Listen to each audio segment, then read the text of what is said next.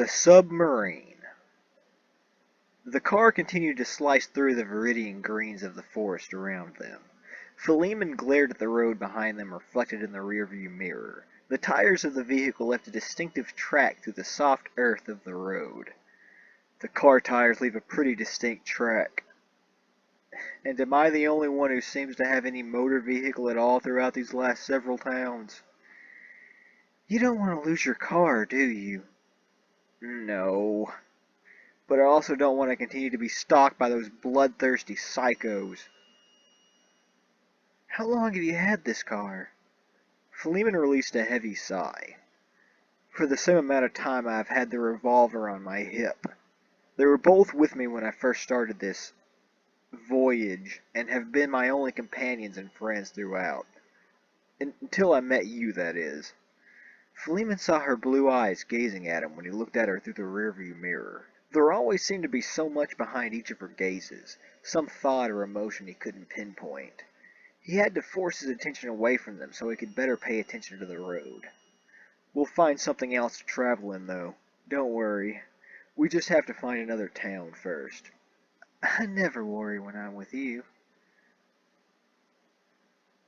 Gradually the forest became less dense and a town came into view.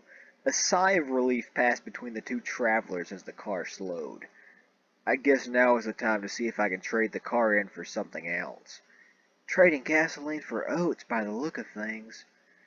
As Baucis alluded to, they were passing horses and carriages throughout the town. I guess that is how it will have to play out. It's been a long time since I've been in a horse-drawn carriage. I was never taught how to drive one. I was only trained in horseback riding. Carriages I did ride in my youth always had a driver.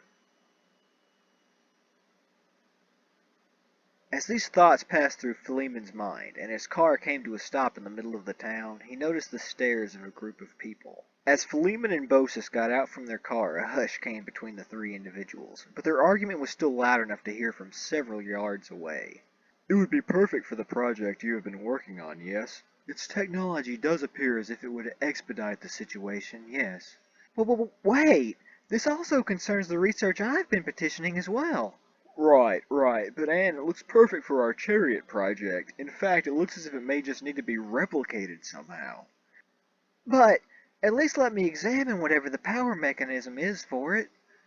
The man who must be the mayor was talking to an increasingly more heated woman, and a man who didn't seem to have any emotion at all. And it was becoming obvious that they were discussing Philemon and his car. And so he approached them. Did you need to discuss anything with me? Philemon said this loudly enough to be heard over all their quarreling. The trio turned towards him with a look of shock over having been interrupted. But you were talking about me, Philemon thought. Loudly, in fact. Yes, I would like for my compatriot here, he said, motioning toward the man who just looked bored at this point, to be able to examine that strange chariot of yours, and maybe negotiate a trade of some sort for it. Well, we're looking for a new form of transportation. Good, that settles it then. But it would need to have everything included. The carriage, the horses, all the necessary or additional accoutrements. Well, we'll see what we can gather while you find some place in town to rest. Sounds good to me. I'll speak to you later. Well, wait. You're new to this town, right? I could show you around. And what are you? Just introducing them to what we have in our little town. That shouldn't be a problem, should it, Mayor? I guess not. Good. Then let's go. I'm sure you'll be wanting to use your strange carriage as much as possible before you trade it later. Before Philemon could say anything in reply, the young woman named Anne grabbed his arm and started dragging him back in the direction of his car. What is that girl planning, I wonder? The other man just shrugged in response. Philemon was dragged to the place Baucis was waiting for him, who watched in amusement as he was basically carried back to his vehicle. Wow, Phil, we haven't been in town for even 10 minutes and you already have a beautiful lady on your arm. You move fast. I'm kinda jealous. Stop it, Baucis. Anne looked up at Baucis, as if just now noticing her presence because she was too engrossed in examining the car. Hello there. Hey. As you can see, this is a small town and the hotels and stuff are few in number. But the two of you could stay over at my house for the evening. I could fix you something to eat and everything, free of charge. I just want to examine this vehicle of yours is all. Speaking of moving fast, Philemon thought, she already has a plan for my car and everything. And knowing Baucis, she will be happy to go along with whatever that plan is. That sounds great. My name is Baucis, by the way. Oh, I am Anne. It is a pleasure to meet you. I knew it, Philemon thought. And with that the pair returned to their usual places, with a chattering third member in the back seat, telling directions and the identities of the buildings they were passing. Eventually it seemed as if they were leaving town entirely, but Anne remained giving directions to her house. Anne, it seems as if we've exited the town. Yes, I live some ways away. Philemon glanced in the rearview mirror, and noticed Baucis's face, as if some question lingered there. She wasn't the one to remain quiet with her interest taken, so he said what she must have been thinking. So you live some distance from the rest of the village then, huh, Anne? Philemon tried to say this in the most conversational tone he could muster. Um, yeah. Yes, I do. Philemon saw the two faces in the rearview mirror, Anne looking slightly downcast and Baucis glaring in his direction. There was a brief moment of silence. It's, no problem, though. It's just I'm always working on some new contraption. It gets noisy, so I keep some distance away. Anne looked back up, slightly apologetically. Philemon noticed the unease in the conversation, and went back to his usual silent self, listening to the crickets as if their tune would lessen the now apparent awkwardness. Um, Miss Baucis? Yes, Anne? I, I couldn't help but notice these wings on your back. She leaned forward in her seat to feel the feathers on Baucis's wings. They couldn't be real, could they? What are you wearing them for? Baucis stopped a moment, as if in thought. She then unbuckled her seatbelt and started to climb to a standing position upon the headrest of the passenger side seat. Baucis, what the hell are you doing? Philemon sounded close to panic as he tried to keep his attention to the road and driving as this spectacle took place. Anne just looked up in awe. Philemon's heart dropped as he saw Baucis's feet suddenly fly from the back of the headrest.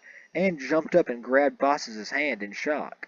But Baucis remained above them, body at a parallel vertical with the car. Anne stared at her hand holding Baucis's for a few seconds wide-eyed, as if somehow it was her strength holding her in suspension above the car. She looked up in wonder, realizing those outstretched wings were real, and unclasped Baucis's hand.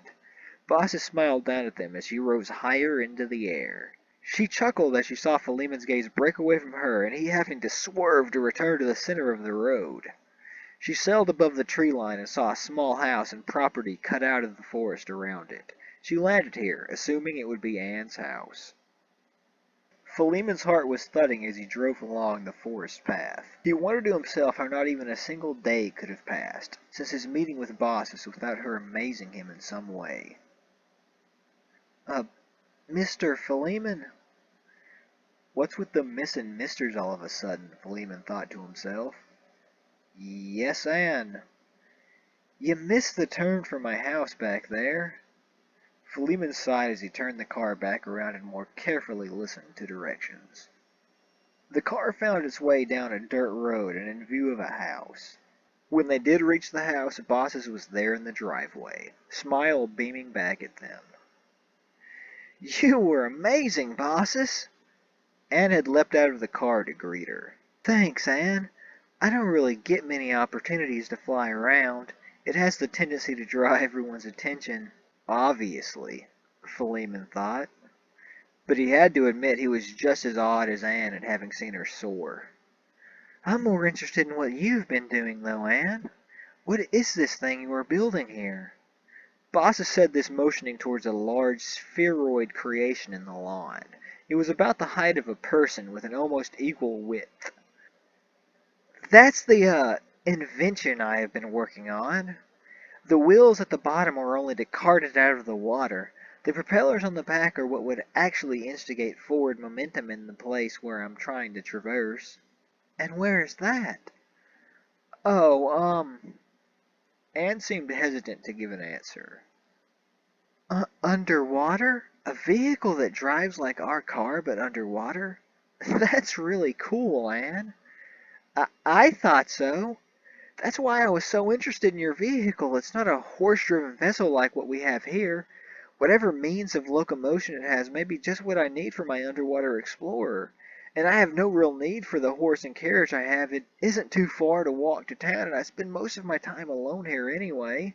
I was thinking we could make a trade here, and you could leave quietly without all the hubbub of dealing with the mayor. Anne looked up at Philemon, trying to gauge what he thought of her trade offer. It's almost as if you've read my mind, Anne. That sounds like the perfect trade. Anne beamed a wide smile back in his direction, clearly excited to get to work on her underwater craft. However, there has to be one more condition. Philemon thought of the people who were currently searching for him in Baucis. All the interior and the mechanical stuff is fine. And if I understand correctly, your aim is to change their function entirely anyway. The exterior parts, the body of the vehicle needs to be done away with, hidden. There are individuals that are looking for it. Yeah, that would be fine. Anne answered in a solemn tone, matching the seriousness conveyed through Philemon's words. Will you really be okay with that, though? Having to skirt around the mayor of the town? We don't want to make your situation or relationship to the town any more tenuous than it has to be. Anne looked up at Baucis with a firmness in her eyes.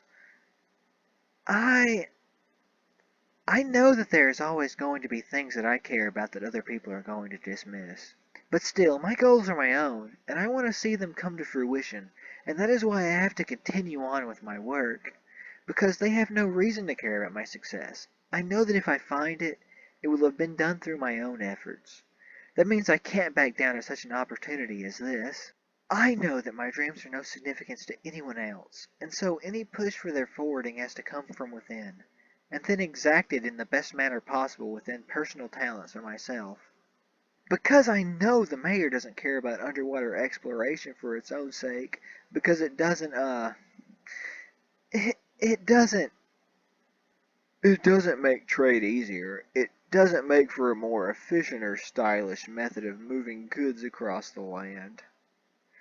It doesn't replace the horse and buggy, which everyone understands, with a means of transportation with one with more efficacy, showing how technologically progressive the mayor is.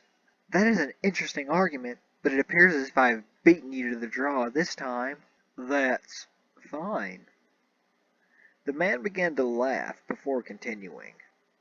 If I ever found a solution and actually finished our mayor's self-driving buggies, then I would no longer be receiving his funding, would I? The longer this tech development remains unfinished, the longer I continue to receive a paycheck. Anne just stood there with a look of shock on her face. What a... Then I guess it really is settled then, Philemon interrupted. We can move all our belongings to the carriage, and leave our beacon for misery behind. If everyone gets what they want in this situation, what does motivation count for? Especially if they were leaving anyway, and the situation will solve itself by the parties left. And with that, all of Philemon's wares and supplies were moved from his car into a carriage that was to be driven by a horse. They were ready to move on, but... Baucis looked back towards Anne and the other inventor, investigating the motor vehicle with apprehension. You want to see if they can finish the underwater vehicle, don't you? Of course.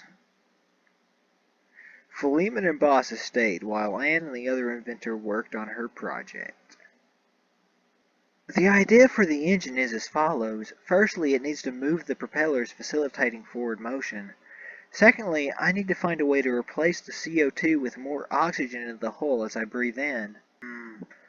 I'll work on attaching these propellers to these rotators as you work on that second thing. Hey, thanks. But why are you helping anyway?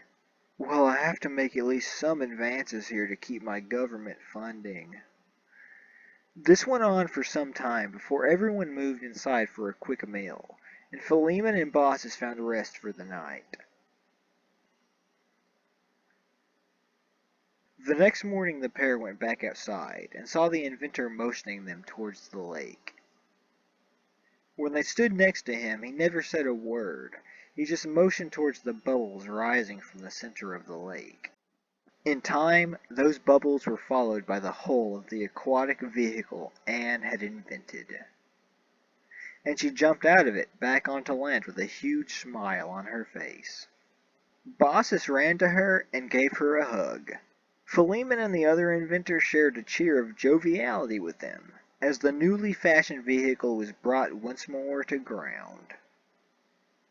Philemon and Baucis were on the road once again, after all the farewells had been exchanged, only this time without Philemon's old vehicle, but atop a carriage pulled by a chestnut-colored horse named Maple.